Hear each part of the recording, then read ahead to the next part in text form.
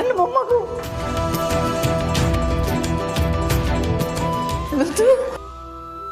ಅದಕ್ಕೆ ಇನ್ನೂ ಕಾಯಕ್ಕಾಗಲ್ಲ. ನಡಿ ಹೋಗಿ ಮಕ್ಕಳು ಮೊಮ್ಮಕ್ಕಳನ್ನೆಲ್ಲ ನೋಡ್ಕೊಂಬರೋಣ. ಡಾಕ್ಟರ್ ಬಯಸ್ ಪರವಾಗಿಲ್ಲ, ನಾನು ಬಯಸ್ಕೊತೀನಿ. ಎಲ್ಲರೂ ಹೋಗಿ ತಾಯಿ ಮಗನ ನೋಡಬಹುದು. ತಾನೇ ನಾನೇ ನಾನೇ ನಾನೇ ತಾನೇ.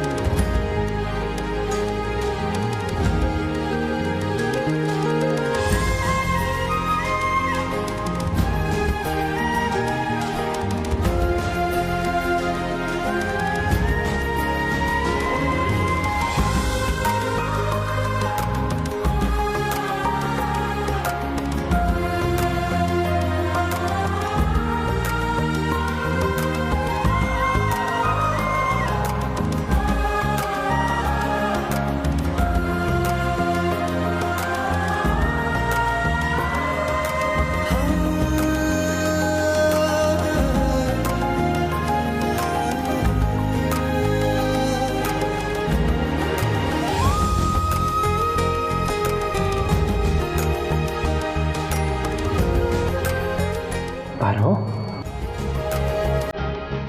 ಪಾರು ಹೇಗಿದೆಯಾ? ಚೆನ್ನಾಗಿದೆಯಾ?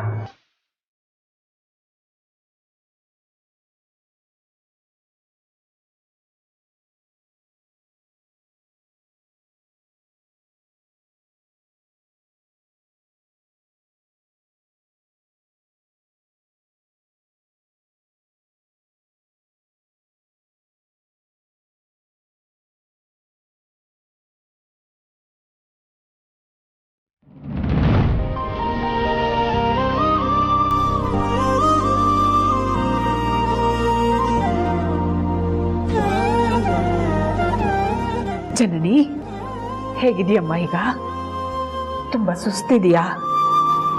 ಪರವಾಗಿಲ್ಲ ಅತ್ತೆ, ಇನ್ನೂ ಮಂಪ್ರು ಹಾಗೆ ಇದೆ. ಇನ್ನೊಂದು ಸ್ವಲ್ಪ ಹೊತ್ತಿಗೆ ಎಲ್ಲ ಸರಿ ಹೋಗುತ್ತೆ.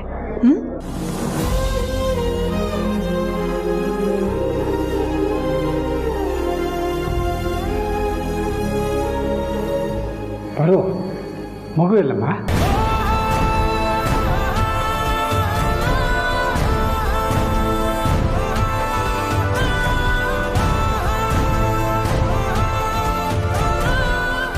ಪಾರು, ಡಾಕ್ಟರು ತಾಯಿ ಮಗು ಇಬ್ಬರು ಆರೋಗ್ಯವಾಗಿದ್ದಾರೆ ಅಂತ ಹೇಳಿದ್ರು. ಎಲ್ಲಿ ಕರ್ಕೊಂಡು ಹೋದ್ರು? ಮತ್ತೇನಾದರೂ ಟೆಸ್ಟ್ ಮಾಡೋದಿತ್ತಾ?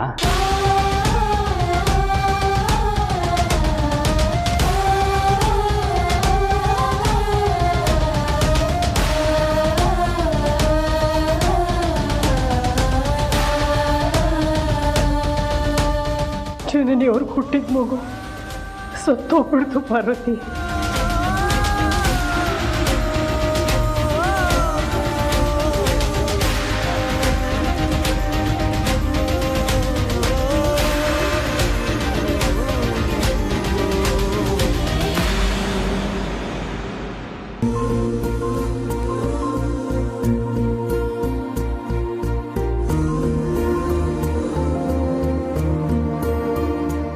ಜಯವ್ರ ಅಕ್ಕನ ಪಾಪಗ ಆ ಥರ ಆದಾಗ ಎಷ್ಟು ಹೆದರ್ಕೊಂಡ್ಬಿಟ್ಟಿದ್ದೆ. ಈಗ ನೋಡು, ನನ್ನ ಮಗಳು ನನ್ನ ಕಣ್ಮುಂದೆನೇ ಇದ್ದಾಳೆ. ಈಗೇನು ಹೇಳ್ತೀಯಾ?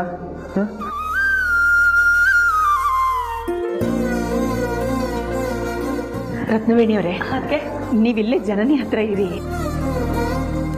ನಾನು ನನ್ನ ದೊಡ್ಡ ಸೊಸೆನ, ದೊಡ್ಡ ಮೊಮ್ಮಗುನ ನೋಡ್ಕೊಂಡು ಬರ್ತೀನಿ. ಹಾಂ ಅದಕ್ಕೆ.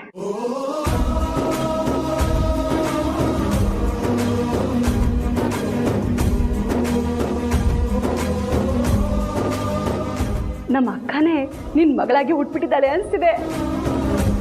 ಅಬ್ಬಬ್ಬಬ್ಬಬ್ಬಾ, ಥೇಟ್ ಅವಳದೇ ರೂಪ. ಜರಣಿ ಪುಟ, ಇವಳ ಮುಖದಲ್ಲಿ ಎಂತ ಕಳೆ ಇದೆ ಅಂತ ನೋಡಕ್ಕಂದ ನೋಡಲಿ.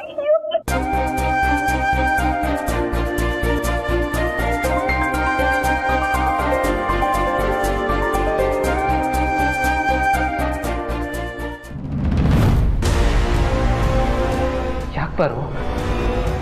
ಪಾರು, ಯಾಕೆ ಹೇಳ್ತಾ ಇದ್ದೀಯಾ?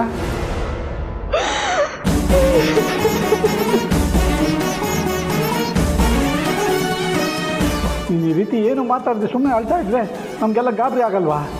ಮಗು ಎಲ್ಲಿ? ಪಾರು, ಏನಾಯ್ತು? ಯಾಕೆ ಹೇಳ್ತಾ ಇದೆಯಾ? ಮಗು ಎಲ್ಲಿ ಅಂತ ಕೇಳಿದ್ರೆ ಹೇಳ್ತಾ ಇದೆಯಲ್ಲ, ನಮಗೆಲ್ಲ ಎಷ್ಟು ಟೆನ್ಷನ್ ಆಗ್ತಿದೆ ಗೊತ್ತಾ? ಪಾರ್ವತಿ, ನಿಮ್ಮಪ್ಪ ಮಗು ಎಲ್ಲಿ ಅಂತ ಕೇಳ್ತಾ ಇದ್ದಾರೆ, ನೀನು ಯಾಕಮ್ಮ ಮಾಡ್ತಾ ಇದೀಯಾ? ಅದಕ್ಕೇನೋ ನನ್ನ ಮಗು ಸತ್ತೋಯ್ತು ಅಂತ ಹೇಗೆ ಸುಳ್ಳು ಹೇಳಲಿ ಭಗವಂತ, ನನ್ನ ಕೈಯಲ್ಲಿ ಆಗಲ್ಲ.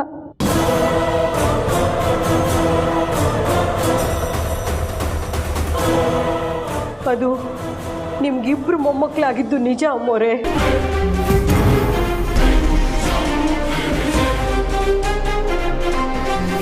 ಅದರಲ್ಲಿ ಒಂದು ಮಗು ಸತ್ತೋಯ್ತು.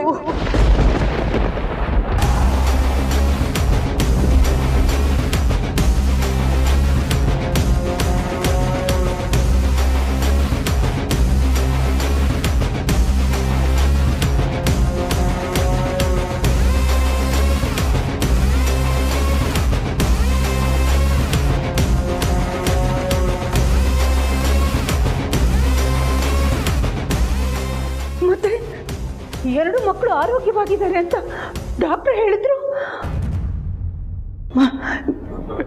ಡಾಕ್ಟರ್,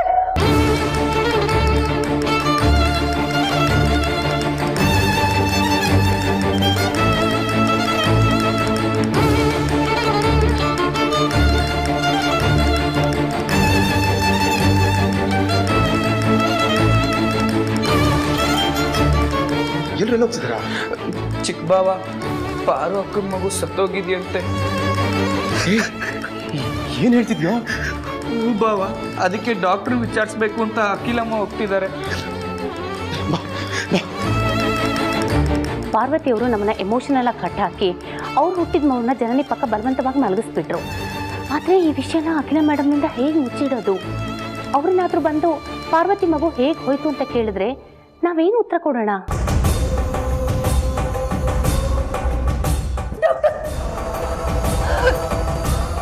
ನಮ್ಮ ದೊಡ್ಡ ಸೊಸೆ ಪಾರ್ವತಿ ಮಗು ಹೋಯ್ತು ಅಂತ ಹೇಳ್ತಿದ್ದಾರೆ, ಅದು ಹೇಗೆ ಸಾಧ್ಯ? ಡಾಕ್ಟರ್, ನೀವೇ ತಾನೇ ಹೇಳಿದ್ದು ತಾಯಿ ಮಗು ಇಬ್ರು ಬದುಕೊಳ್ಳಿದ್ರು, ಇಬ್ರು ಆರಾಮಾಗಿದ್ದಾರೆ, ಬರೀ ಗರ್ಭಕೋಶ ಮಾತ್ರ ತೆಗಿಬೇಕಾಯ್ತು ಅಂತ.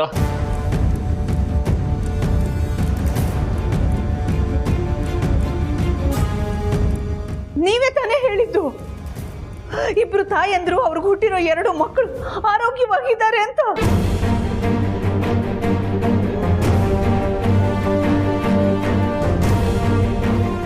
ಅಲ್ಲ, ಆರೋಗ್ಯವಾಗಿದ್ದ ಮಗು ಇದ್ದಕ್ಕಿದ್ದಾಗೆ ಹೇಗೆ ಹೋಗಕ್ಕೆ ಸಾಧ್ಯ ಡಾಕ್ಟರ್? ಡಾಕ್ಟರ್, ಪ್ಲೀಸ್ ಡಾಕ್ಟರ್, ಒಂದೇ ಒಂದ್ಸತಿ ನಮ್ಮ ಮಗು ಸತ್ತಿಲ್ಲ, ಬದುಕಿದೆ ಅಂತ ಹೇಳಿ ಡಾಕ್ಟರ್, ಪ್ಲೀಸ್. ಪಾರ್ವತಿ, ಸಾವಿತ್ರಮ್ಮ, ನೀವು ಹೇಳಿದ್ದನ್ನು ತಪ್ಪಾಗಿ ಕೇಳಿಸ್ಕೊಂಡಿದ್ದಾರೆ. ಒಂದೇ ಒಂದು ಸರ್ತಿ ಮಗು ಸತ್ತಿಲ್ಲ ಅಂತ ಹೇಳ್ಬಿಡಿ ಡಾಕ್ಟರ್. ಟೆಸ್ಟ್ ಕರ್ಕೊಂಡು ಹೋಗಿದ್ದಾರೆ ಅಂತ ಒಂದೇ ಒಂದ್ಸಲ ಹೇಳ್ಬಿಡಿ ಡಾಕ್ಟರ್. ನಿಮ್ಮ ಸಮಾಧಾನಕ್ಕೆ ಆ ರೀತಿ ಹೇಳೋದು ತಪ್ಪಾಗತ್ತೆ ಮೇಡಮ್.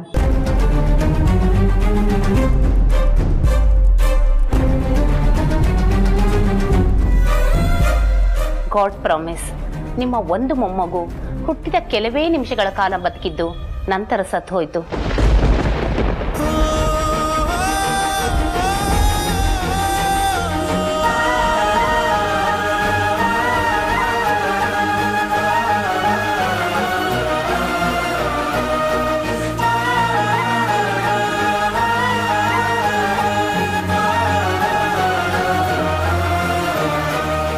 ಪಾರ್ವತಿಯವರೊಟ್ಟೆಗೆ ಮೊದಲೇ ಪೆಟ್ಟು ಬಿದ್ದಿತ್ತು. ಅದಕ್ಕೆ ನಿಮಗೆ ಮೊದಲೇ ಹೇಳಿದ್ದು ತಾಯಿ ಮಗು ಇಬ್ಬರಲ್ಲಿ ಒಬ್ರನ್ನ ಮಾತ್ರ ಉಳಿಸ್ಬೋದು ಅಂತ.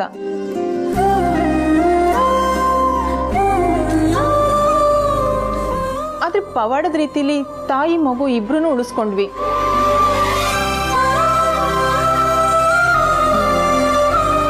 ಆ ನಂಬಿಕೆಯಿಂದನೇ ನಿಮ್ಮಿಬ್ಬರು ಮೊಮ್ಮಕ್ಕಳು ಆರೋಗ್ಯವಾಗಿದ್ದಾರೆ ಅಂತ ಹೇಳಿದ್ದು ಮೇಡಮ್.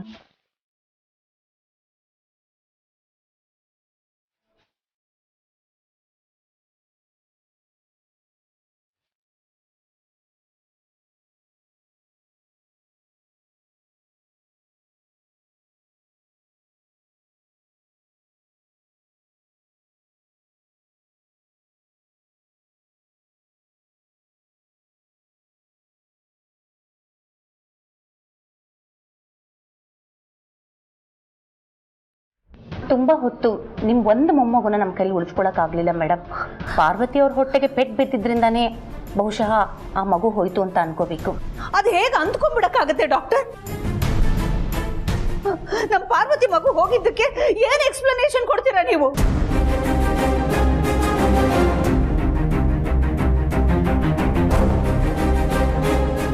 ಜನನಿಯವ್ರ ಮಗುಗೆ ಏನು ಸಮಸ್ಯೆ ಆಗೋಯ್ತು, ಈಗ ಅದೇ ಪಾರ್ವತಿಯವ್ರ ಮಗುಗೆ ಆಯ್ತು ಅಂತ ಹೇಳಬೇಕಷ್ಟೆ. ಮಗು ಪರೀಕ್ಷೆ ಮಾಡಿ ನೋಡಿದೆ, ಬ್ರೀತಿಂಗ್ ಪ್ರಾಬ್ಲಮ್ ಆಗಿರೋದು ಗೊತ್ತಾಯ್ತು. ಬಟ್ ಇದು ನನ್ನ ಕೆರಿಯರಲ್ಲೇ ಫಸ್ಟ್ ಟೈಮ್. ಎಂತೆಂಥ ಪ್ರಾಬ್ಲಮ್ನಲ್ಲಿರೋ ತಾಯಿ ಮಗುನೆಲ್ಲ ನಾವು ಉಳಿಸ್ಕೊಂಡಿದ್ದೀವಿ. ಬಟ್ ನಿಮ್ಮ ಸೊಸೆ case it's really surprise.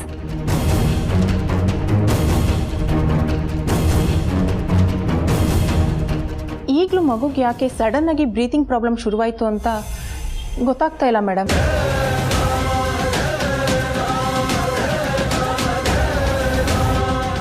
Further clarification ಸಂಜೆ ಅಷ್ಟೊಳಗೆ ಗೊತ್ತಾಗ್ಬೋದು.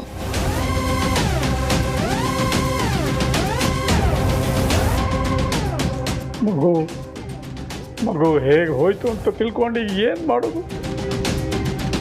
ಹೋದ ಮಗು ವಾಪಸ್ ಬರುತ್ತಾ?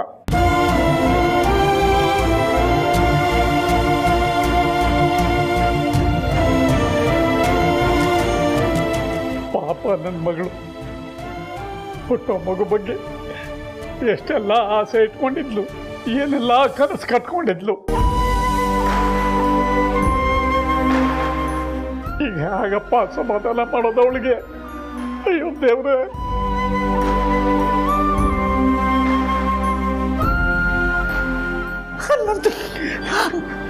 ಮೊದಲು ನೀನು ಸಮಾಧಾನ ಮಾಡ್ಕೊ. ಪಾರ್ವತಿಗೆ ನಾನಿಲ್ವಾ? ನಾವೆಲ್ಲರೂ ಇದ್ದೀವಿ. ಅವಳನ್ನ ಮೊದಲಿಗಿಂತ ಹೆಚ್ಚಿನ ಪ್ರೀತಿಯಿಂದ ನೋಡ್ಕೋತೀವಿ. ಪಾರ್ವತಿಗೆ ಈಗ ನಾವು ಧೈರ್ಯ ಕೊಡಬೇಕು, ಸಮಾಧಾನ ಹೇಳಬೇಕು. ಬನ್ನಿ ಬನ್ನಿ ಎಲ್ಲ ಹೋಗೋಣ.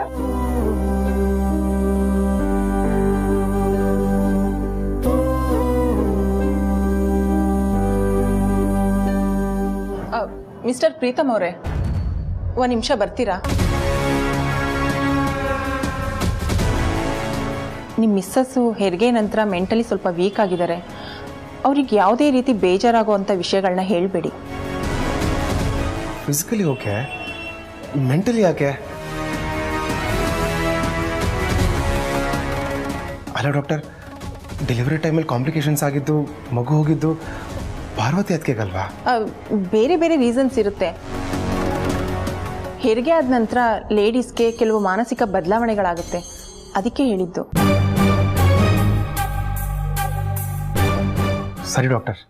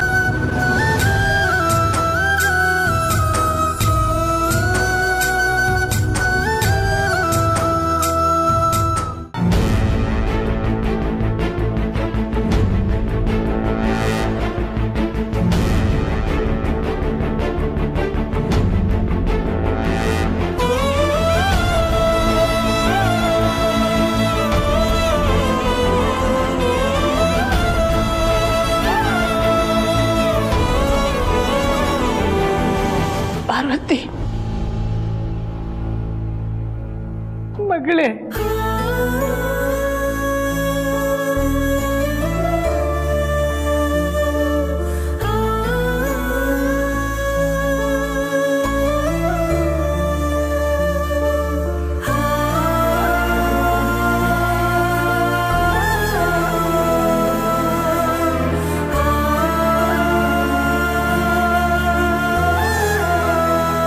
ಮಗುನ ಕಳ್ಕೊಂಡಿರೋ ಒಬ್ಬ ತಾಯಿಯ ದುಃಖ ಏನು ಅನ್ನೋದನ್ನ ನಾನು ಊಹೆ ಮಾಡ್ಕೊಳ್ಬಲ್ಲೆ.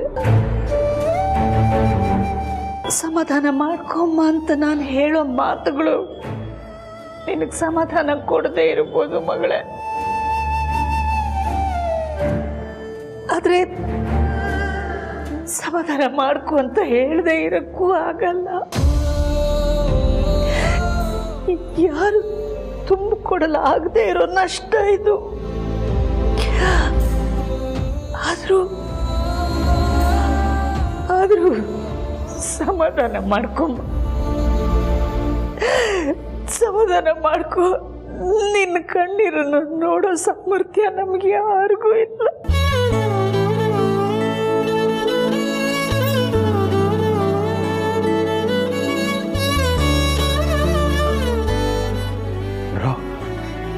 ಇಲ್ಲೇ ನಿಂತ್ಕೊಂಡಿದ್ಯಾ? ಈ ಟೈಮಲ್ಲಿ ಅದಕ್ಕೆ ನಿನ್ನ ಸಪೋರ್ಟು, ಧೈರ್ಯದ ಮಾತು ತುಂಬಾ ಇಂಪಾರ್ಟೆಂಟು. ನಡಿ.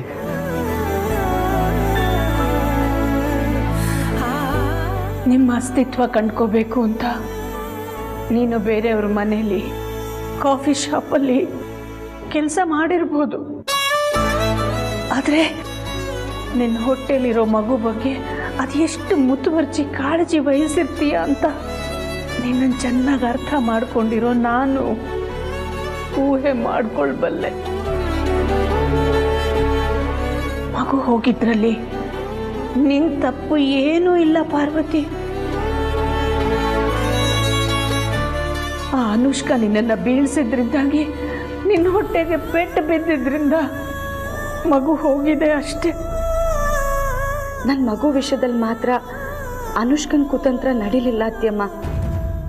ಅರ್ಸನ್ ಕೋಟೆ ಅರಮನೆ ಖಾಲಿ ಖಾಲಿ ಅನ್ನಿಸ್ಬಾರ್ದು ಅಂತ, ಜನನಿಗೆ ಖಾಲಿತನ ಕಾಡಬಾರ್ದು ಅಂತ ನನ್ನ ಮಗುನ ಅವಳಿಗೆ ಕೊಟ್ಟಿದ್ದೀನಿ. ನನ್ನ ಮಗು ನಿಮ್ಮ ದೊಡ್ಡ ಮೊಮ್ಮಗು ಜನನಿ ಹತ್ರ ಜೀವಂತವಾಗಿದೆ ಅತ್ಯಮ್ಮ. ಆದರೆ ಇದನ್ನ ನಿಮ್ಮೆಲ್ಲರ ಮುಂದೆ ಬಾಯ್ಬಿಟ್ಟು ಹೇಳೋದಕ್ಕಾಗ್ತಿಲ್ಲ ಅಷ್ಟೆ. ಪಾರ್ವತಿ, ನಿನ್ನ ಮಗುನ ಕಳ್ಕೊಂಡಿದ್ದೀಯ ಅನ್ನೋ ಕಾರಣಕ್ಕೆ ನಮಗೆಲ್ಲ ನಿನ್ನ ಮೇಲಿರೋ ಪ್ರೀತಿ ಒಂದಿಷ್ಟು ಕಡಿಮೆ ಆಗಿಲ್ಲ.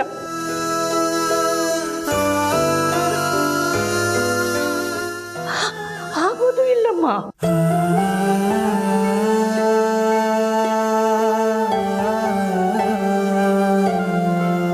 ಹೌದು ಅದಕ್ಕೆ ಅರ್ಸನ್ ಕೋಟೆಯಲ್ಲಿ ಯಾವಾಗಲೂ ನಿಮಗೆ ಫಸ್ಟ್ ಪ್ರಿಯಾರಿಟಿ. ಅರ್ಸನ್ ಕೋಟೆಯಲ್ಲಿ ನಮ್ಮ ಮನಸ್ಸಲ್ಲಿ ನಿಮ್ಮ ಸ್ಥಾನ ಯಾವತ್ತೂ ಕಡಿಮೆ ಆಗಲ್ಲ. ಇದು ನಿನ್ನೊಬ್ಬಳಿಗೆ ಮಾತ್ರ ಕಷ್ಟದ ಪರಿಸ್ಥಿತಿ ಅಲ್ಲ.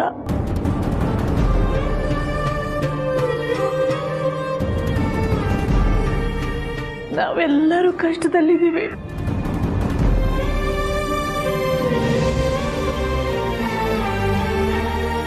ನೀನು ನಿನ್ನ ಮಗುನ ಕಳ್ಕೊಂಡಿದ್ರೆ ನಾನು ನನ್ನ ಮೊಮ್ಮಗುನ ಕಳ್ಕೊಂಡಿದ್ದೀನಿ.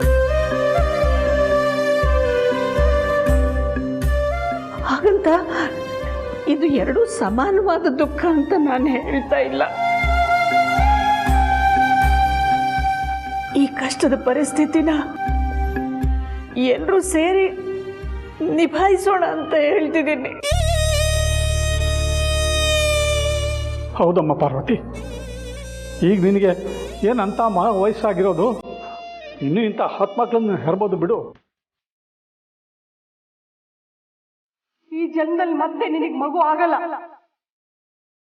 ಈ ಜನ್ಮದಲ್ಲಿ ಆ ದೇವರು ನಿನ್ನ ಹಣೆಯಲ್ಲಿ ಒಂದೇ ಮಗು ಬರ್ದಿರೋದು.